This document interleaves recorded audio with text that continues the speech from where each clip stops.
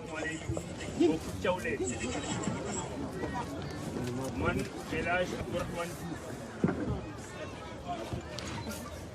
man El Hadj Abdourahmane Diouf ma sàkk woon waxtaan tey ak askanu Sénégal ci waxtaan boo xam ne ci mbirum Sénégal la ak luy jëme Sénégal kanam man Abdourahmane Diouf ma tànn woo leen fii ci Tëngéej muy dëkk boo xam ne ñëpp xam nañu taarix bi mu am ci yoonu Sénégal waaye ci biir Tëngéej man Abdourahmane ma tànn woo leen fii ci Thiawlé may nuyu waa Thiawlé di nuyu kilifa diine ak kilifa aada yi fi nekk di leen wax ne li tax ma woo leen Thiawlé tey pour waxtaan ak yéen mooy yàlla dafa dogal ni Sénégal bu ñu ko doon def ay pàcc-pàcc ku nekk ñu jox la li nga xam ne moom nga moom man boo deful ndànk fii laay ëpp pàcc parce que Thiawlé gii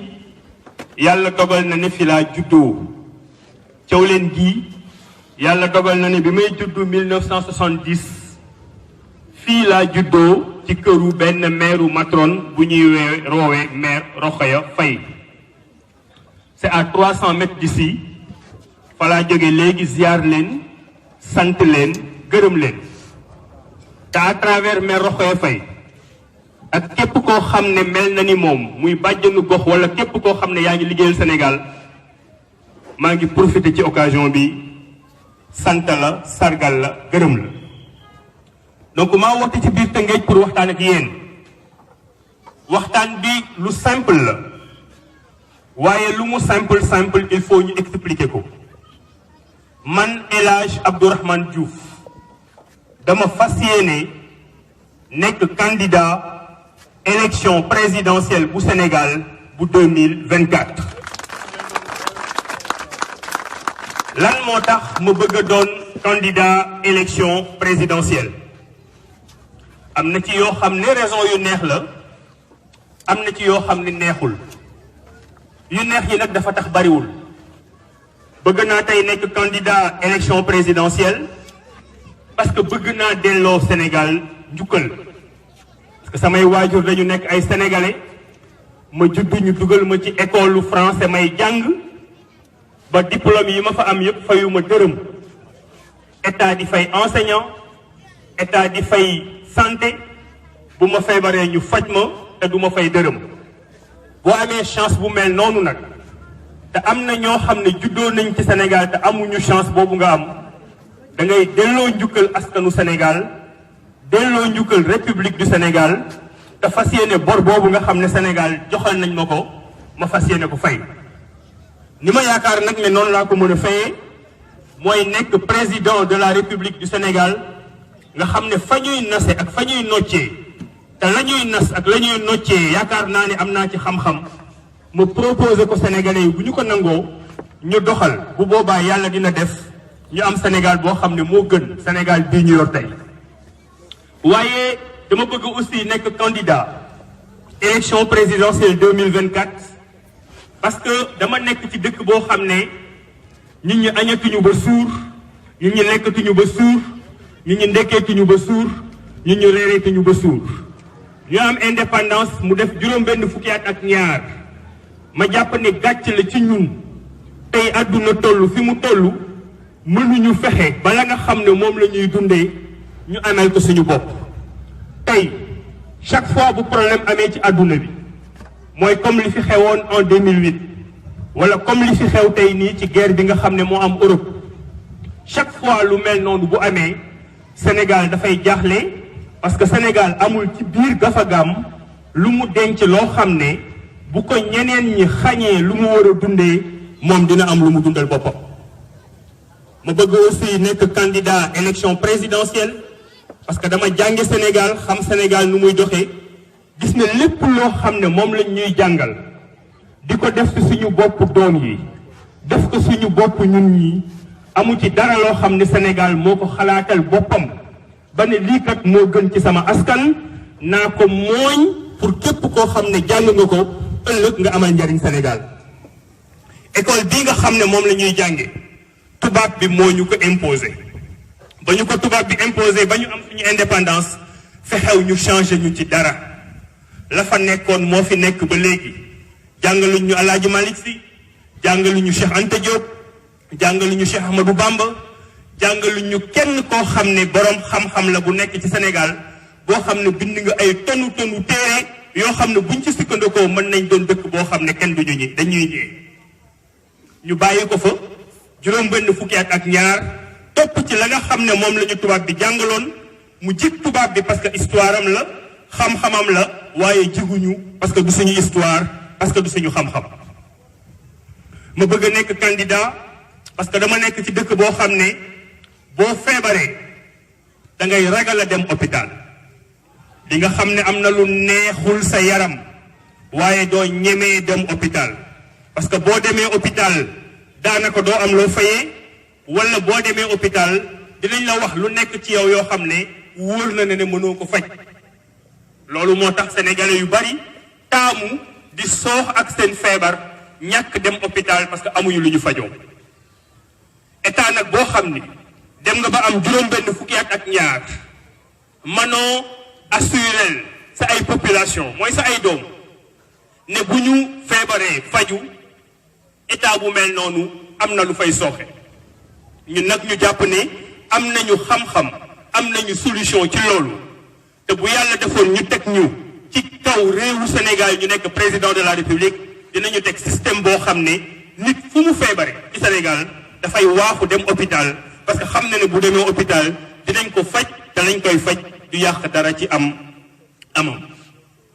loolu ma leen di wax ni yépp xalaatuma ko man rek dama ko xalaat ak ay sénégalais ay mag ak ay ndaw ay góor ak ay jigéen ñoo xam ne daaw ci bés bi 30 octobre 2021 ñoom laa àndal ñu créé parti politique boo xam ni mu ngi tudd ànd wattu askan bi pour liggéeyal ëllëg ñu koy woowee awale tey bii la am benn at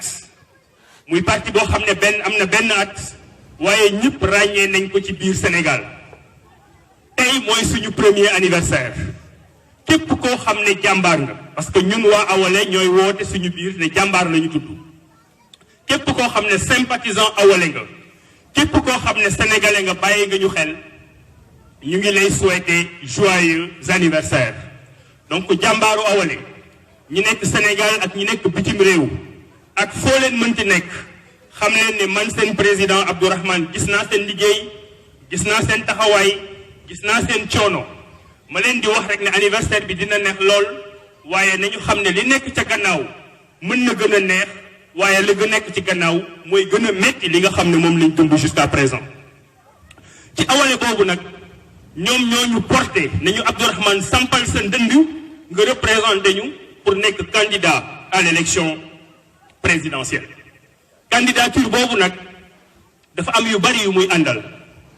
benn bi mooy mu bëggoon sénégalais yi bàyyi ci xel mooy ba Sénégal nekkee Sénégal ba léegi mësuñu dem élection présidentielle boo xam ne ki nga xam ne mooy boroom réew mi ki nga xam ne mooy président de la République bokku ci élection bu ñu mënti dem président de la République bi nga xam ne moo toog ci chaise bi daf ciy bokk waaye nag élection bii ñu jëm pour la première fois ci suñu taarix président bi nga xam ne moom moo fi toog dootul bokk ci élection présidentielle bi loolu dafa bari lu mu wundu dafa waree ne ñun ñi nga xam ne ñoo nekk opposition nekk candidat ci élection présidentielle ak ki nga xam ne moom la fi président bi fi nekk toog tànn ko mu nekk candidat wam waruñu nekk ci xaste waruñu nekk ci xuloo waruñu nekk ci saaga waruñu nekk ci wuruj parce que pour la première fois sénégalais yi dañu am possibilité ne duñu xool ne kan la ñuy teggi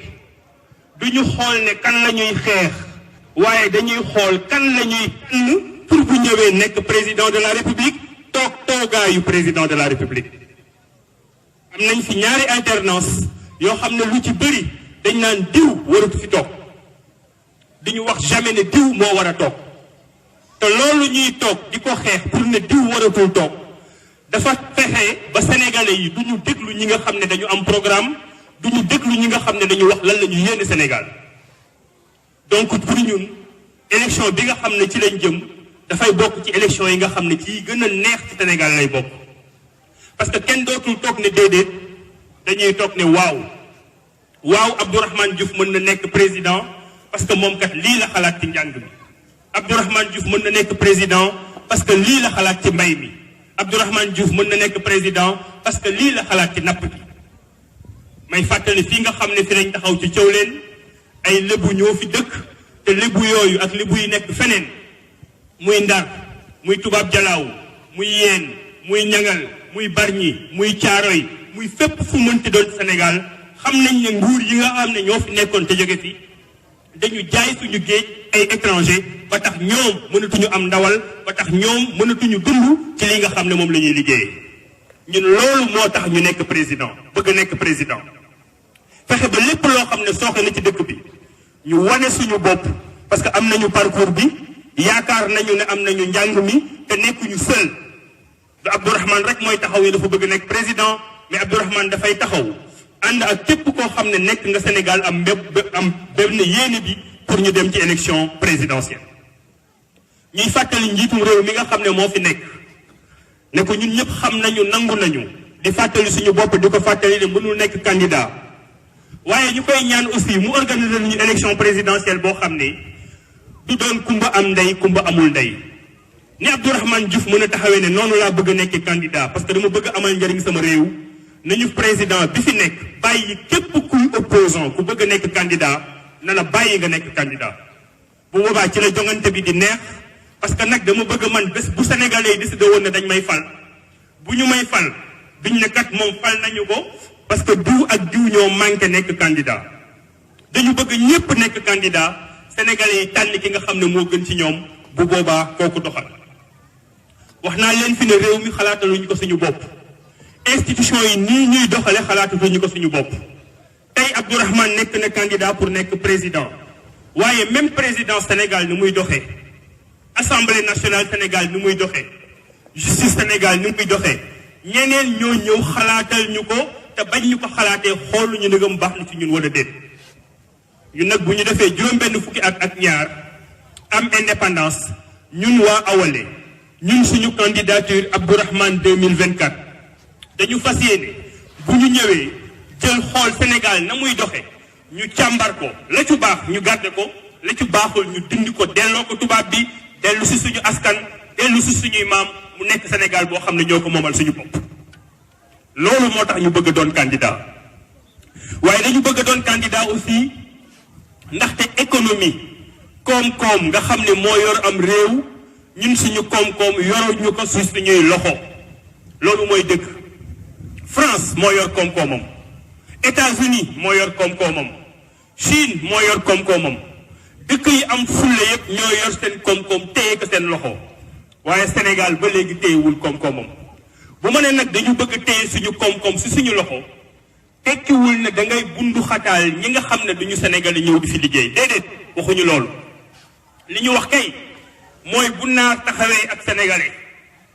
nga faral sénégalais bi parce que sénégalais bi moo la fal bu tubaab taxawee ak sénégalais nga faral sénégalais bi parce que sénégalais moo la fal boo amee ñett di ko séddale nga jël ñaar yi jox ko sénégalais yi parce que sénégalais yi ñoo la fal te loolu pour ñu mën ko def il faut ñu dog tënk yi li nga xam ne ñun moo ñu tënk en fait moo bari parce que lépp loo xam ne ñu ngi koy def war ci gis suñu njariñ ñu ngi xalaat tubaab bi ñu ngi xalaat naar bi ñu ngi xalaat chinois bi ba fàtte suñu bopp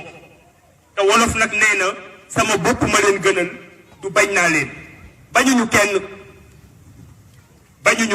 dàquñu kenn waaye nañu am fulla ni nga xam ne yeneen réew yi noonu lañ koy defee képp koo xam ne da nga ñëw Sénégal nga xam ne fii sénégalais moo fiy dogal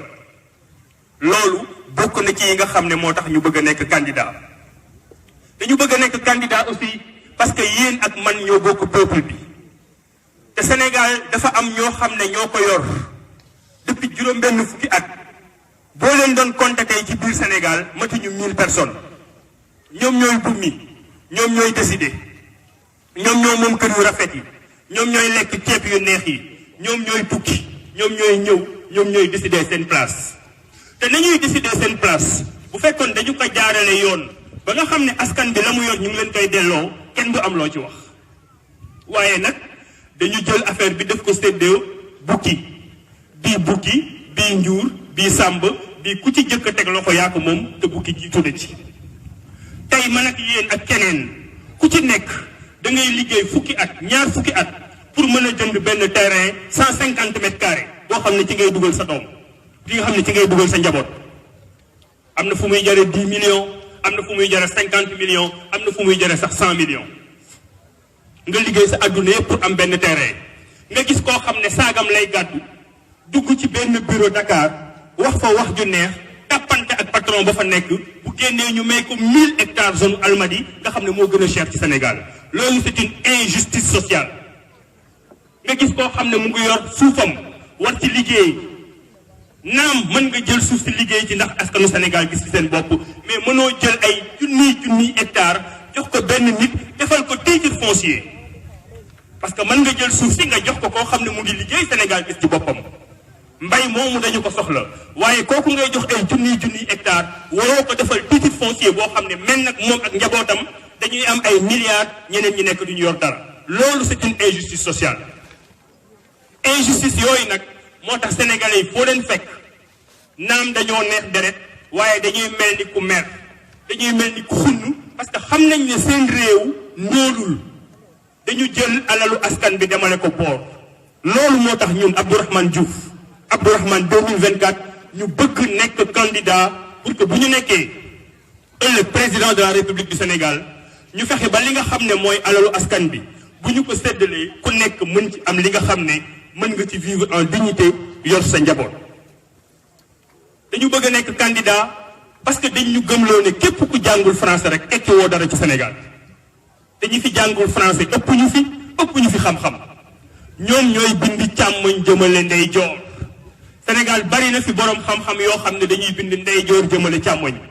waaye puisque tubaab bi moo ñu colonisé bi fi tubaab bi jógee fas yéene ne jël teg fi ay tubaab yu ñuul yoo xam ne na tubaab ba di doxale lañ doon doxale tey suñu mag yu baax ñi nga xam ne ñoo nekkoon ci dëkk bi amul xam-xam bu ñuy jéggaane bitim réew boo xam ne amul Sénégal amul téere bu ñu bindul bu nekk Sénégal waaye ñun xam-xamu ñeneen la ñuy jël di ko doxale waa Sénégal ñu ne nag ñun bés bu ñu nekkoon candidat élection présidentielle lépp loo xam ne mooy xam-xamu bindu ndeyjoor jëmale càmmoñ lépp loo xam ne mooy ndeyu daara lépp loo xam ne mooy doomu daara lépp loo xam ne mooy ustaas bari xam-xam waaye sa askanu Sénégal sa réew sa état sa république bàyyiwu la xel ñun dinañ la jëlaat def la héros teg la ci kanam nga bokk ci ñi nga xam ne da ngay xalaat parce que xam-xam yépp la ñu soxla ci Sénégal xam-xamu pël bi xam-xamu séeréer bi xam-xamu lébu bi xam-xam bi ñuy bind ci français xam-xam bi ñuy bind ci wolof xam-xam bi ñuy bind ci arabe xam-xam bi ñuy bind ci chinois dafa mel ni ñun Sénégal ñoo décidé ne dañuy suicider maanaam dañuy xaru parce que mënoo am lu doy noonu ci xam-xam nga ne ñii duma leen boole ci ni ñuy doxale sama réew juste parce que dégguñu tubaab ñun ñoo war a inventer système bu bees ba nga xam ne képp ku am xam-xam foo jógee boo nekkee Sénégal ñu jox la sa chance pour nga liggéeyal Sénégal loolu ni ñu valable ci loolu noonu la valable ci économie damay faral di wax ministre bi nga xam ne moo yor suñu koom ne ko yow tu es le ministre de l'économie du Sénégal mais tu n'es pas le ministre de l'économie sénégalaise parce que koom bi nga xam ne moo nekk ci réew Sénégal ñëpp xam nañ ne bari na waaye ñi nga xam ne ñoom la Sénégal di waxal ñu ciy liggéey ñu ci bëri nee naa leen siisuñu waaye ñu ci bëri dañu nekk ci li ñuy woowee secteur informel secteur informel nag nekk fa tekkul ne da nga ñàkk jàng rek moo tax nga nekk fa tekkul ne da nga ñàkk xam-xam wala ñàkk pexe moo tax nga nekk fa te foofu la suñu Sénégal juume fexe ba li nga xam ne moo ëpp suñu koom ñu jël leen beddi leen di liggéey ak 5 wala 10% yi nga xam ne ay contrat formel la ñu am ay entreprise formelle la ñu am tant que ki nga xam ne moo jiite réew mi comprendrewul ne secteur informel boobu yaa war a dem ci ñoom waroo ñëw di leen punir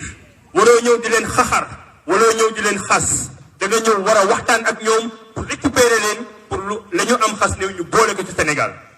ñun dañu bëgg a doon candidat secteur informel comme ni ñu bëgg a doone candidat secteur privé sénégalais ñëpp xam nañ ne liggéey bii ñuy wax du état moom moo koy créer waaye état moom mooy am fulla ba ci biir réewam mu am ay secteur privé yu am doole ñoo xam ne ñoom ñooy créer koom xale yi mën a liggéey ci koom-koom boobu waaye Sénégal tey ñi nga xam ne ñoo ñuy jiite ñoom dañuy am soit seen secteur privé bopp naam ay sénégalais la ñuy doon waaye dañuy doon ñetti nit ñeenti nit juróomi nit loo xam ne lu ñu am jox leen ñu jël seen ay milliards bokk fàtte askan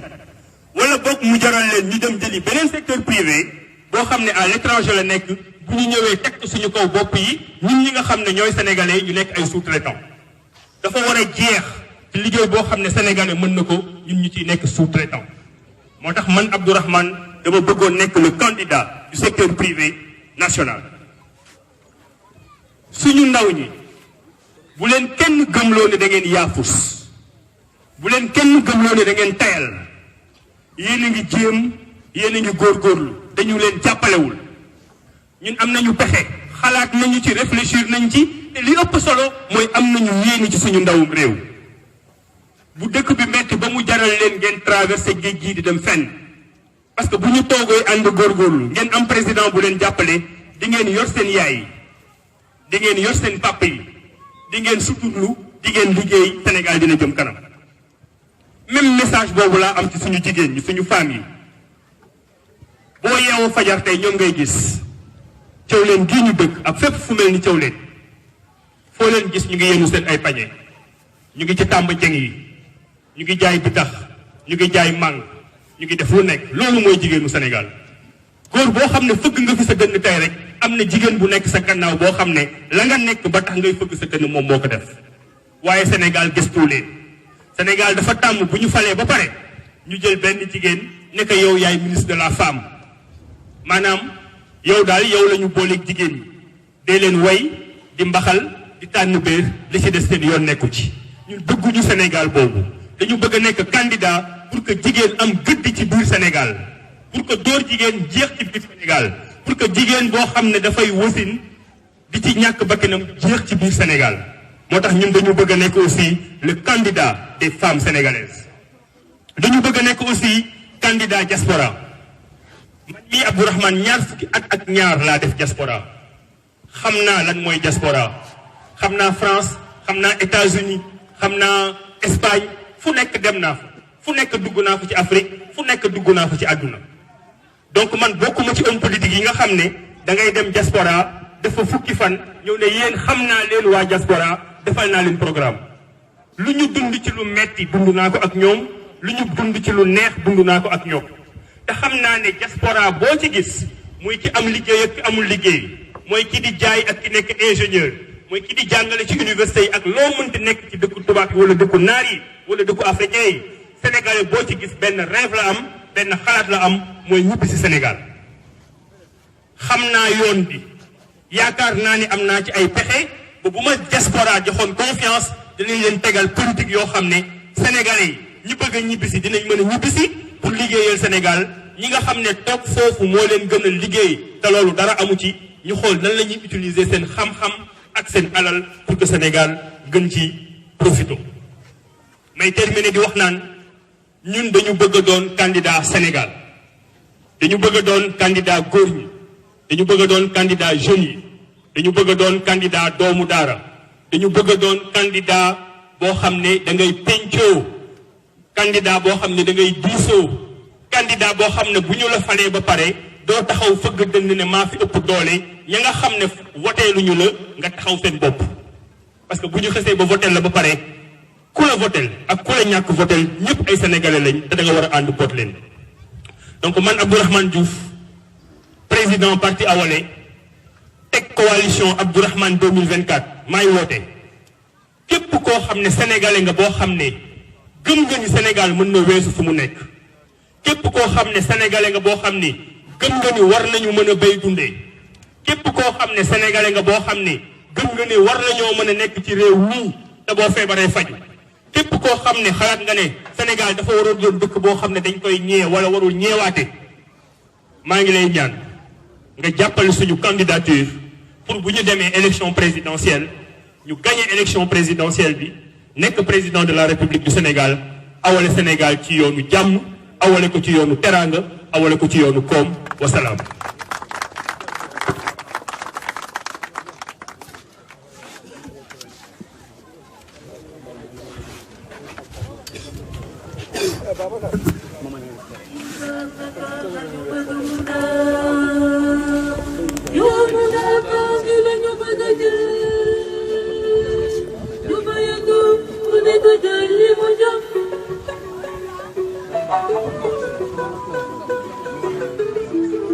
biñ jotee suñu réew ak léegi def na ay at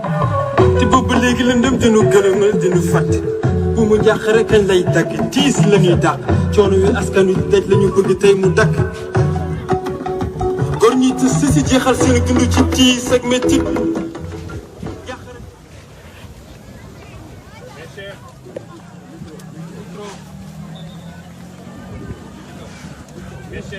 Badiane fii kaay Badiane Badiane yow fii Yes.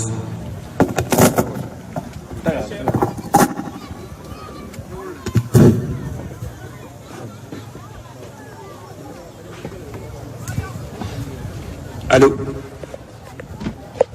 Mes chers compatriotes, je m'appelle Elhadj Abdourahmane Diouf, j'ai 52 ans et je suis candidat à l'élection présidentielle sénégalaise de 2024. Chers compatriotes, je vous ai donné rendez-vous ici, dans cette emblématique ville de Rufisque où j'ai vu le jour. Nous sommes à Thiawlène, quartier historique de Rufisque, où je suis né un soir de janvier à 20h dans une chambre de matrone tenue par Mère Rokhaya Faye. Je suis né à 300 mètres d'ici et c'est de là que je voudrais esquisser avec vous le Sénégal que nous voulons. Je vous ai invité ici donc à Thiawlène pour vous montrer un bout de pays, ma part du Sénégal, pour mieux vous imprégner de mes origines et vous dire clairement où est-ce que j'aimerais que nous allions ensemble. Les rêves que nous voulons réaliser ensemble, les projets que nous porterons ensemble, le pays que nous voulons bâtir ensemble. C'est dans ce lieu que sont venus communier le pays Serer Safen et les Lébou pour mieux s'ouvrir à tous les apports culturels qui font le Sénégal, mon Sénégal. Je suis né 10 ans après les indépendances, à un moment où l'espoir était encore permis. Je n'ai pas mené de lutte d'anticipation de mes aînés, mais j'ai bénéficié de la chance de vivre libre dans son propre pays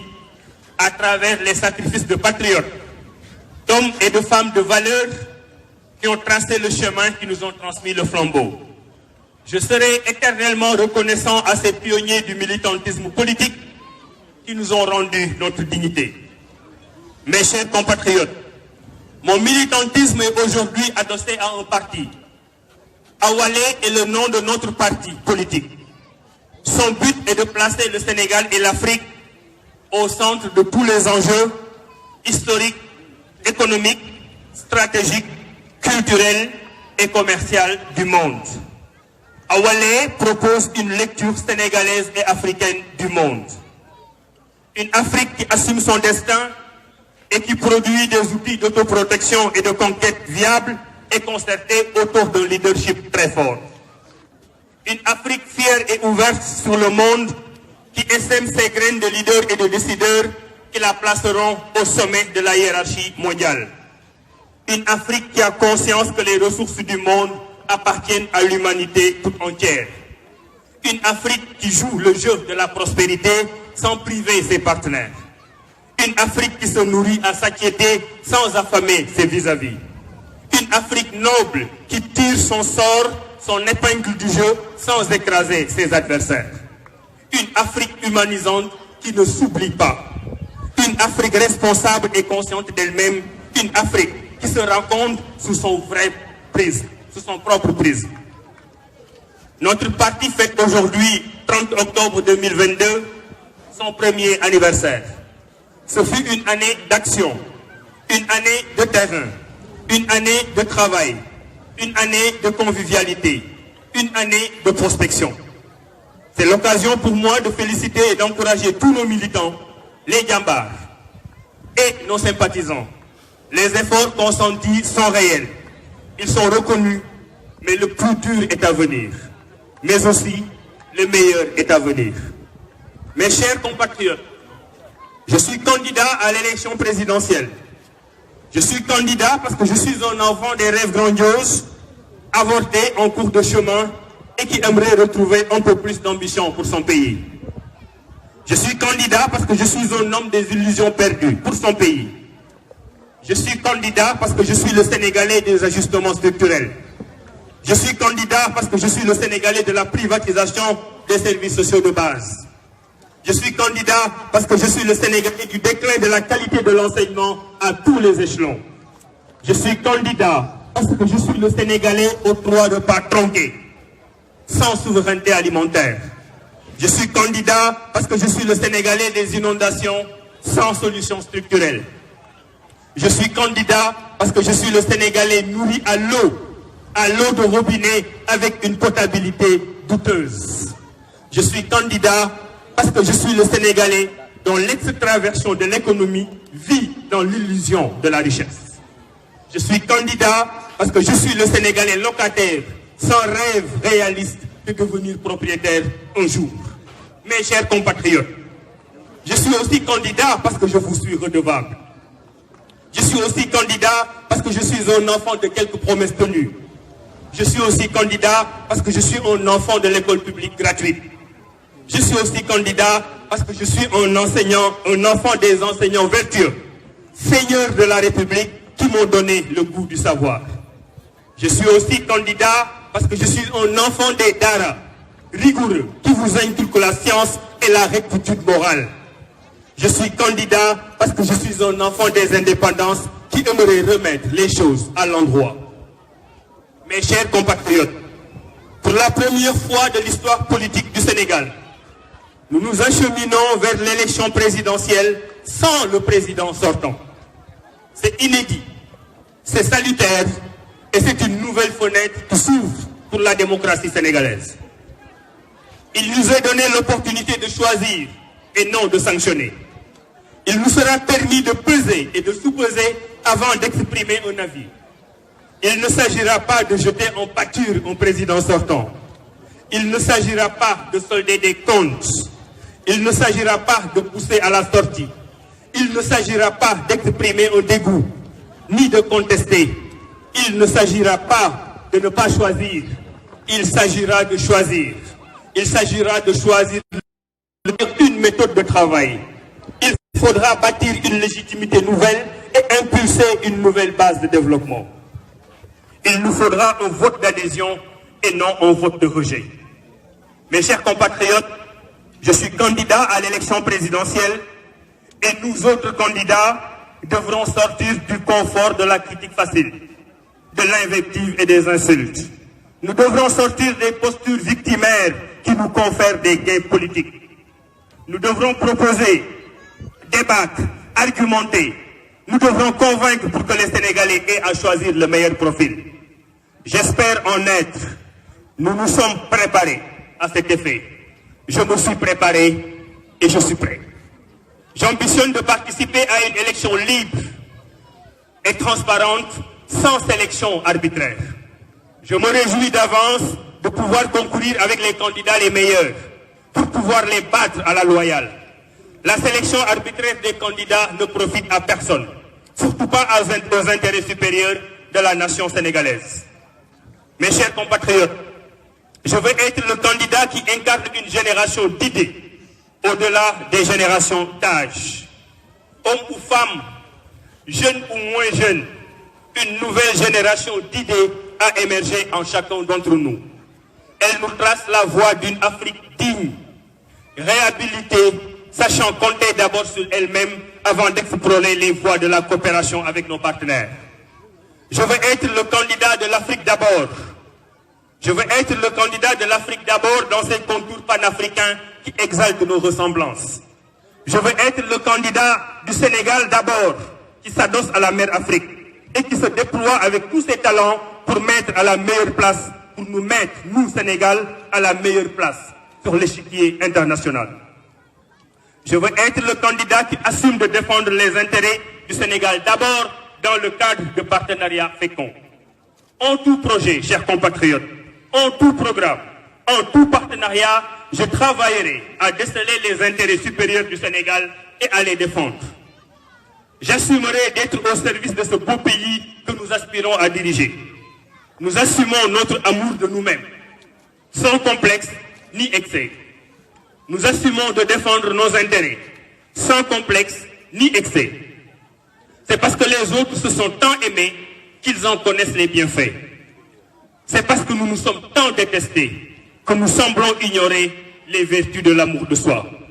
Il est temps, chers compatriotes, que nous aimions notre pays plus que tout. Nous sommes des Africains, nous sommes ouverts, nous sommes des Sénégalais de la Teranga et nous sommes le peuple le plus généreux de la terre. Mes chers compatriotes, rien dans le système de fonctionnement de notre pays n'est le fruit de nos propres réflexions et de nos propres délibérations. Rien ne relève de nos décisions propres. Nous n'avons ni décidé de nos institutions, ni de la façon dont elles doivent fonctionner. Notre économie n'est pas entre nos mains. Nos systèmes de solidarité sociale fonctionnent en dehors du système institutionnel importé. Nous sommes des étrangers dans notre propre pays. Nous devons sortir de cette république importée, inadaptée à notre culture et inefficace en rapport avec nos objectifs. Je prends la responsabilité d'être le candidat qui va sénégaliser le Sénégal. Cette position n'a rien de révolutionnaire. Elle nous permet juste de redevenir à la normale comme tous les pays du monde qui se respectent. Chers compatriotes, je comprends vos frustrations, je comprends vos révoltes, je comprends que vous ne puissiez plus vous accommoder de toutes ces inégalités sociales. Il nous est tous insupportable de devoir économiser toute une vie pour acquérir un modeste terrain de 150 mètres carrés, là où d'autres, plus oisifs et plus bavards, sont servis en hectares, en un après-midi et entre deux éclats de rire. Je sais qu'il vous est insupportable de voir vos dirigeants, nommés ou élus, se battre pour l'accaparement des richesses nationales. Une petite minorité s'accapare de tout, décide de tout, gère tout, elle écrase tout, elle mange tout et elle revient après tout vous disputer le minimum vital qui vous reste. Mes chers compatriotes, je comprends votre colère de devoir constater tous les jours que vous n'êtes la priorité de personne. Je comprends que beaucoup de Sénégalais ont peur d'aller à la retraite où ils verront se confronter à la précarité. Je comprends que les Sénégalais aient peur d'aller à l'hôpital par défaut de moyens suffisants de paiement. Je comprends que nous fassions tous le déni de nos maladies et sombrons dans le fatalisme parce que notre État ne nous a jamais proposé un système sanitaire performant. Je comprends vos cauchemars des mois d'hivernage quand vous savez que le toit de votre maison ne résistera pas aux orages. Mes chers compatriotes, je suis le candidat du secteur privé. Je suis le candidat du secteur informel que nous devons accompagner de toutes nos forces. Je suis le candidat du patriotisme économique. Je suis le candidat de la consolidation des champions nationaux existants. Je suis le candidat qui posera les germes d'un modèle entrepreneurial qui feront décoller nos champions juniors. Je suis le candidat qui favorisera un climat des affaires au service du secteur privé national pour que des champions économiques peuplent le pays tout entier. Je suis le candidat qui va redéfinir la nation de l'entreprise de droit sénégalais. Je suis le candidat qui accueillera avec bienveillance les investisseurs étrangers, qui les protégera sans jamais les placer au-dessus des intérêts du secteur privé sénégalais. Il n'y a rien d'inédit dans cette position. C'est le cours normal dans tous les pays du monde, sauf chez nous au Sénégal. Mes chers compatriotes, chère jeunesse de mon pays, nous sommes un pays jeune avec une jeunesse dynamique, avec un vrai leadership entrepreneurial.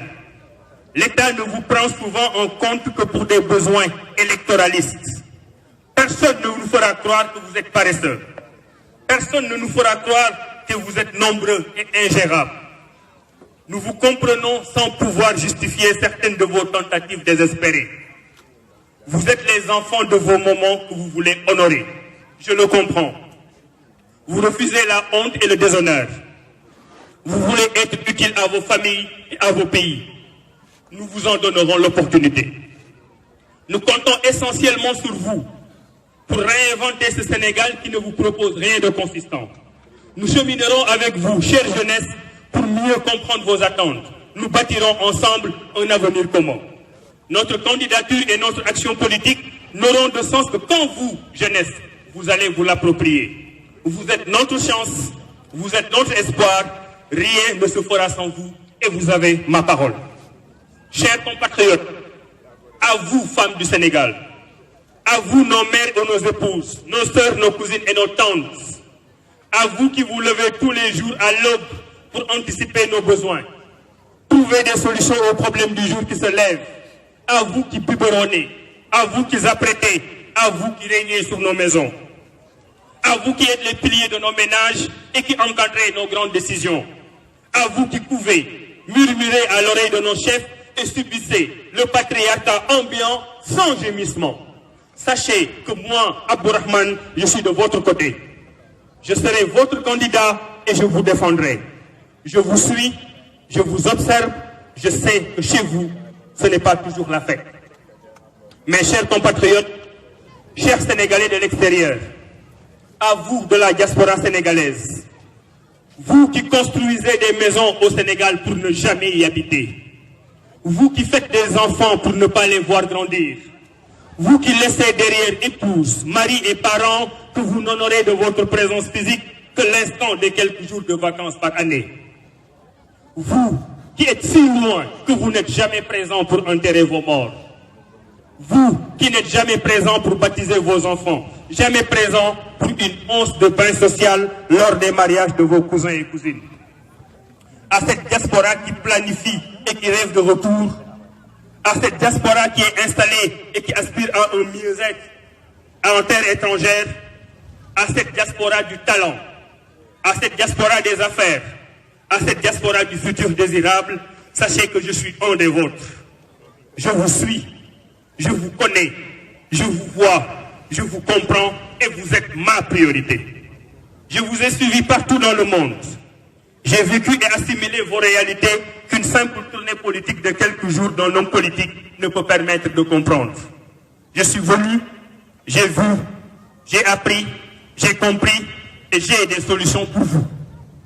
Je vous tends la main pour un Sénégal meilleur parce que je suis votre candidat. Mes chers compatriotes, à nos Serigne Dara, nos Ndey Dara et à tous les Domou Dara du Sénégal, je vous rappelle que nous avons besoin de votre savoir, de votre savoir-être et de votre savoir-vivre.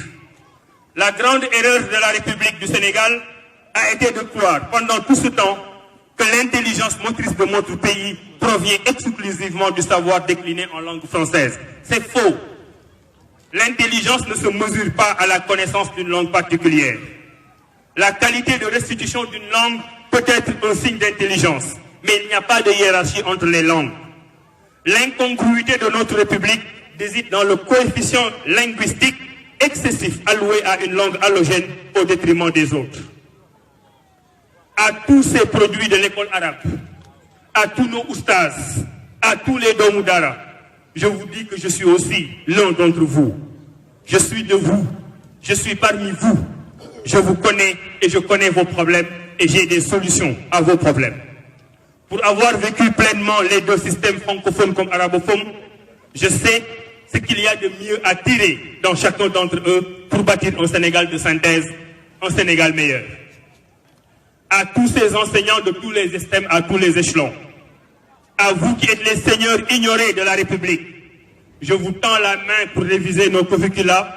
les adapter aux réalités socio-culturelles de notre pays et impulser un développement endogène. Mes chers compatriotes, j'aimerais partager avec vous une nouvelle idée du Sénégal. Un Sénégal d'avance qui mange à sa faim sans en faire un luxe. Un Sénégal d'ambition qui fait entendre sa voix sur l'échiquier international. Je vous propose un Sénégal décomplexé qui définit ses propres critères de bonheur. Je vous propose un Sénégal ouvert mais lucide de ses intérêts.